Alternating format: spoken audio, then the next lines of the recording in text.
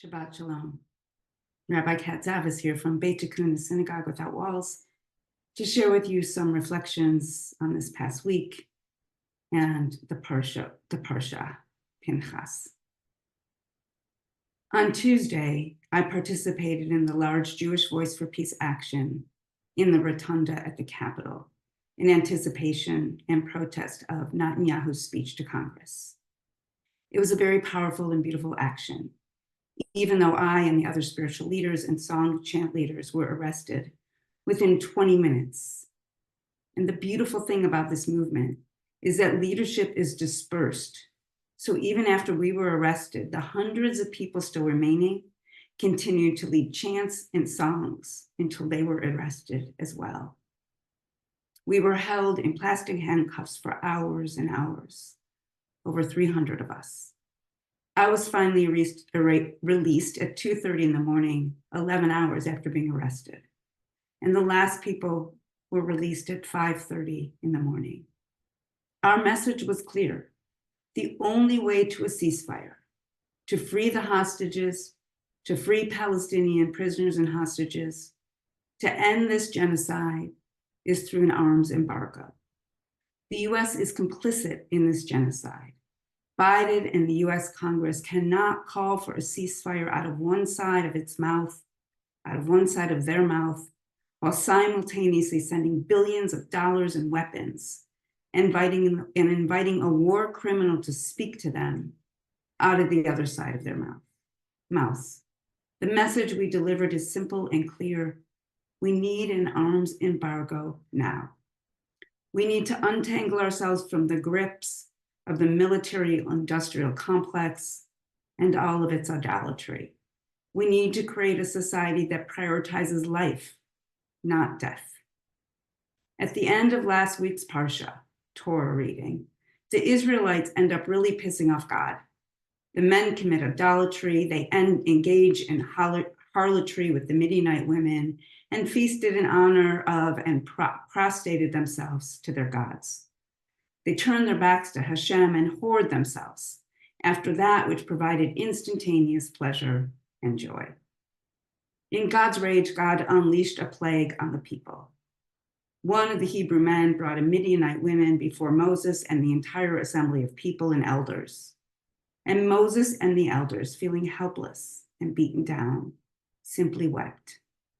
Pinchas then jumps up and stabs a woman and man, and God held back God's rage and the plague ended. I am not focusing today on the problematic response by God to Pinchas's violent murder, although there was certainly a lot to be said. Today, I want to focus on a different component of this story. Often in the Torah, terms are used as symbols or place markers. In other words, the term brother does not technically or only mean your actual brother. It represents a stranger, the other. Likewise, the term neighbor is not a geographical term. It's a moral concept, the most vulnerable.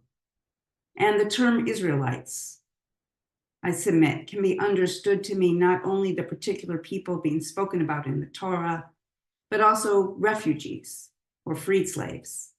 And in the Torah, we are told God is with the refugee. The refugee is blessed. Yet, when the refugee turns its back on the divine, when it engages in idolatry, the refugee is no longer blessed. The divine turns its back on the refugee as well. And that is what happens in this week's Parsha, Pinchas. God says to Moses, "You shall harass and smite the Midianites for what they have done, namely luring the Israelites away from Hashem." How can we understand these commandments to harass and smite the Midianites? Rashi explains that the word harass, zaror, implies an ongoing state of mind rather than instructions to do something tangible. And the term smite them, hikitem, on the other hand, does imply actual warfare. And in fact, the people were later dispatched to attack the Midianites to avenge for what they had done. Just like I understand the word Israelites to be a place marker for refugees, I too understand the term Midianites to be a place marker for idolatry. So rather than actually harassing and killing the Midianites, what is meant is to rid ourselves of idolatry. The warning here is that once we get a taste of, are lured by, and whore ourselves after the idols of our day, it is really hard to eradicate ourselves from their grip. Or HaChaim, an 18th century Torah commentary that incorporates mysticism, explains that the deeper purpose of the commandments to harass and smite is that once such desires are introduced to a people, they are very hard to eradicate. And even if eradicated, they are in constant danger of reemerging. The way to deal with such a danger is to make the people understand that what they think of as tempting pleasure are in reality an enemy and a very real threat to their existence. In our world today, we have many things we idolize: capitalism, nationalism, imperialism, and their trappings of money, power, and land. These idols lead us to engage in endless wars, land grabs, slaughter, starvation, and even genocide. They are destroying our planet and our humanity. They impel us to see others as commodities or enemies rather than manifestations of the divine.